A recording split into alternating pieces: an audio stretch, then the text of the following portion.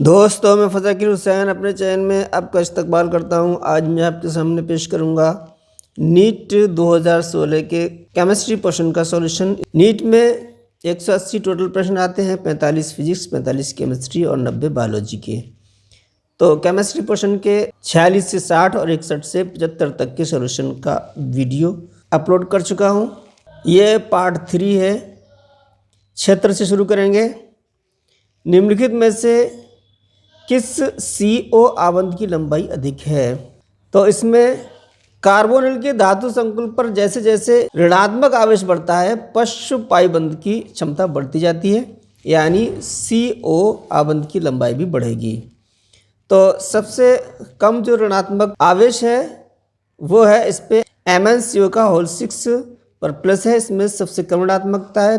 तो CO आवंत की सबसे कम लंबाई इसकी होगी, सी ऑप्शन में है MnCO होल 6, और इससे ज़्यादा होगी NiCO होल 4, और उससे ज़्यादा होगी CO का होल 4, और सबसे अधिक जो लंबाई होगी वो FeCO होल 4, ये -2 इस पर चार्ज है।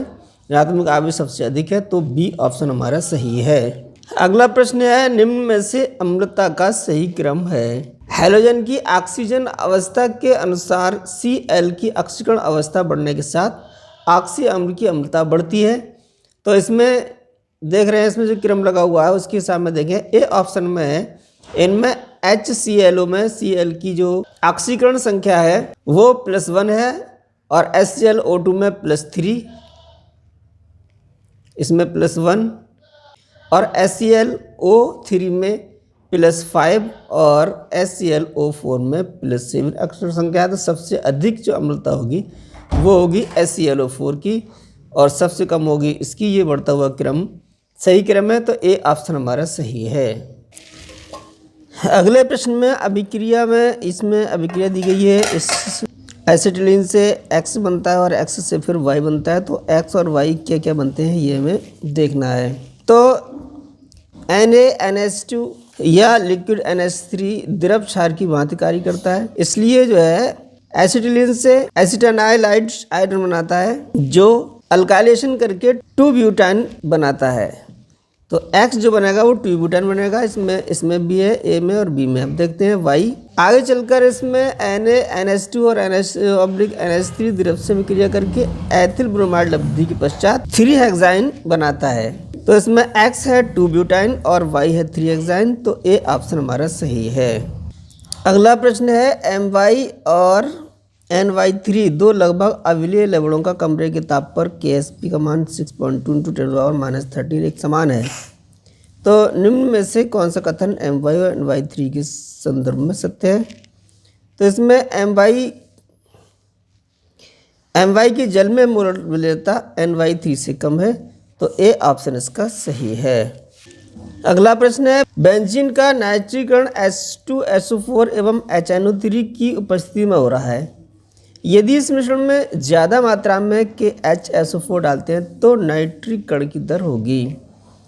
तो सांद्र H2SO4 तथा HNO3 की उपस्थिति में बेंजीन के नाइट्रीकरण के द्वारा नाइट्रोबेंजीन का निर्माण होता है। तो HSO4 डालने से वेग धीमा हो जाएगा, नाइट्रीकरण की जो दर है वो धीमी हो जाएगी, तो ये ऑप्शन हमारा सही है। अगला प्रश्न है, एल्डिहाइड एवं प्राथमिक एमीन की अभिक्रिया से बना उत्पाद।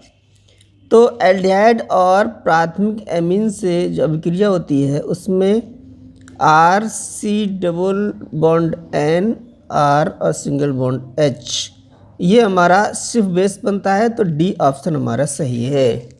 अगला प्रश्न है, 298 केल्विन पर शुद्ध जल में H2 यानी हाइड्रोजन इलेक्ट्रोड का विभव शून्य करने के लिए आवश्यक H2 यानी हाइड्रोजन दाब कितना होगा?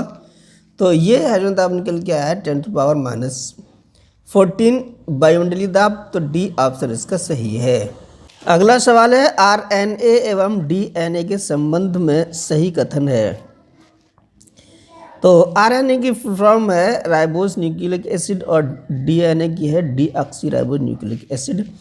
तो डीएनए में दो सर्पिलाकार वलयित वलय परस्पर जुड़े होते हैं। प्रत्येक वलय में एक आंतरिक रूप में डीऑक्सीराइबोस शर्करा तथा फास्फेट समूह सामर्थ्य में रहता है, जबकि आरएनए में पेंटोस शर्करा समान संरचना में राइबोस शर्करा के रूप में पाया जाता है।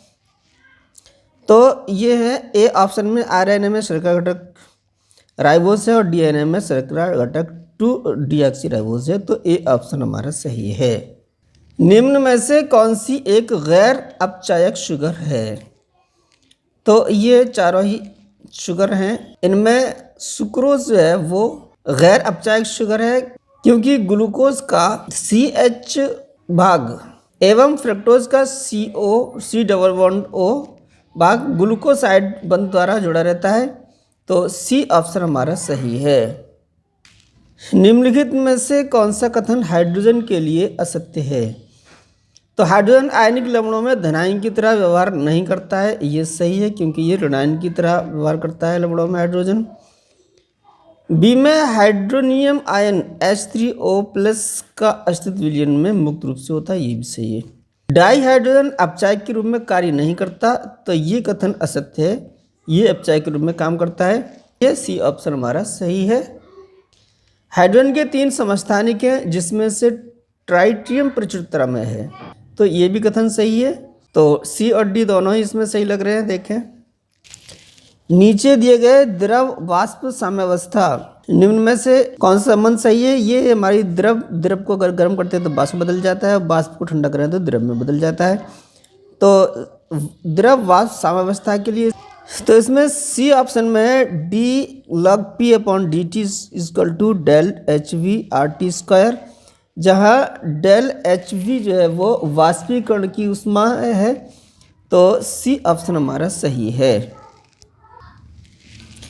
अगले प्रश्न में देखें, निम्न में से कौन सा बाइफिनाइल प्रकाशिक सक्रिय है? ए ऑप्शन में इसमें क्या होता है, बाइफिनाइल यौगिकों में बेंजीन वलय की आवर्तन स्थिति पर त्रिविम बाधा के परिणामस्वरूप उचित प्रतिस्थापन होता है। यह त्रिविम बाधा बाइफेनिल यंत्र को असमतलीय बनाता है, अतः यह जो है हमारा प्रकाशिक सक्रिय यौगिक होते हैं। तो ए ऑप्शन हमारा सही है। निम्नलिखित में से कौन सा कथन असत्य है? पहले कथन में Ca+ आयन रक्त को जमाने के लिए महत्वपूर्ण है, तो ये कथन हमारा सही है।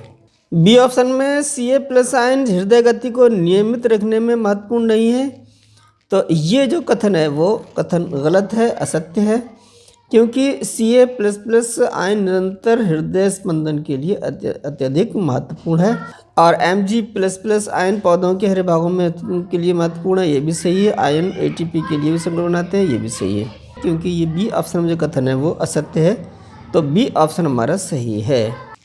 A+ आयन एवं B- आयनों की आयनिक त्रिज्याएं क्रमशः दी गई हैं 0.89 × 10⁻10 मीटर एवं 1.81 × 10⁻10 मीटर है। AB में प्रत्येक आयन की उप सह संयोजन संख्या होगी। तो प्रश्न में A+ आयन की आयनिक त्रिज्या दी गई है 0.89 × 10⁻10 मीटर और B- आयन की आयनिक त्रिज्या 1.81 × 10⁻10 मीटर दी गई है। तो फिर हम पहले आयनिक त्रिज्याओं का अनुपात निकाल लेते हैं।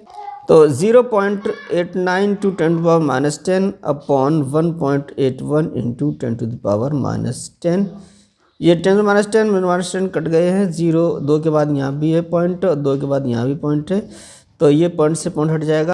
98/181 ये आ जाएगा, और इसको हम डिवाइड करें तो ये आ रहा है 0.541, ये अनुपात आ गया है। तो हम जानते हैं कि यदि आयनिक त्रिज्याओं का अनुपात जो है 0.441 से 0.7321 इस परास के बीच में हो, जो कि ये दिखाई दे रहा है 0.541 है, तो इनके बीच में ही है। तो फिर आयन की जो संरचना होगी वो अष्टफलकीय होगी, और अष्टफलकीय संरचना की उप सहसंयोजन क्षमता 6 होती है। तो 6 दिया है हमारे डी ऑप्शन में, तो डी ऑप्शन ही हमारा सही है।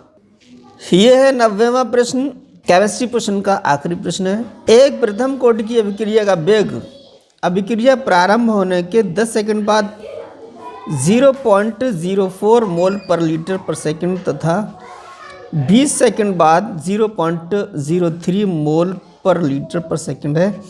इस अभिक्रिया की अर्ध आयु काल क्या होगी? तो प्रथम कोटि अभिक्रिया के लिए K बराबर होता है 2.303 upon T log H upon A0। तो ये हमारा अभिक्रिया का वेग 2.303 अपॉन टी, टाइम जो है प्रारंभिक समय है वो 10 लॉग, वेग है वो 20 सेकंड बाद है 0.04 अपॉन 0.03। इसको सॉल्व करते हैं, 10 का भाग देंगे 0.2303 लॉग 4/3, ये दशमलव से दशमलव हट जाएगा। 0.2303 लॉग 4/3 की वैल्यू 0.124, इसको मल्टीप्लाई करें तो ये आ जाएगा हमारा K का मान 0.287। हम जानते हैं कि अर्ध आयु टी हाफ बराबर होता है 0.693 अपॉन, यहाँ पर चार के बाद दशमलव आएगा 0 और आएगा, ये आएगा 0.0287। इसको सॉल्व किया तो ये आया है 24.1 सेकंड। तो ये हमारा डी ऑप्शन में 24.1 सेकंड, तो डी ऑप्शन इसका सही है। तो आज की वीडियो में बस इतना ही। आगे वीडियो के हमारे नोटिफिकेशन आप तक पहुंचाएं, इसके लिए हमारे चैनल को सब्सक्राइब करें। सारे जहाँ से अच्छा हिंदुस्तान हमारा, हम बुलबुलें हैं इसकी ये गुलसिता हमारा।